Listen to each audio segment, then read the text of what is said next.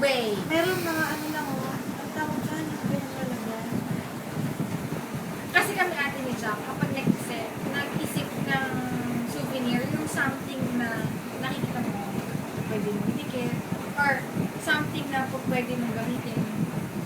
Ganun. Teflon. Correct. Mag na nga lang ate. Mag na lang. God bless. Dahil mahal ka namin at hindi namin pinag-isipan, eto, tasa ang giveaway mo. Okay? Tasa, yun naman matibay, ano? Ay! Kasi vintage. Abaniko. Ay, pwede. Yung gano'n. Pag gano'n mo, makikita mo si Inang. Pag gano'n, pag open mo, whoop, si Inang. Ang matatakot ka. Galing na. Baka pag ganun ba si Tate Hector at si Inian lumabas? Pag-open mo gano'n ako gano'n siya. Tate Hector. Akala ko si Ini eh. O, yun na na. Abaniko. Pwede yung abaniko. Pwede yung abaniko. Pero anong paano yun? Ay, pag dumami bisita, unahin yung bisita kaysa sa atin. Oo, kailangan. Hindi, anong ilalagay natin doon? Eh, di picture niya. Ganon. Ay, nakadya pa yung bisita.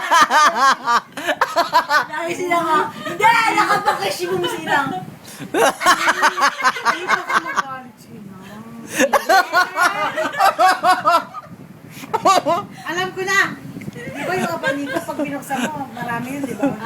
Di ba yung one by one photo niya?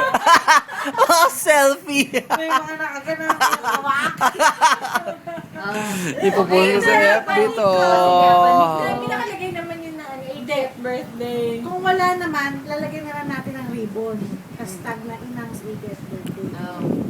Hindi natin mas maganda may print. Kasi Ilang vintage pieces? eh. Pagbukas mo,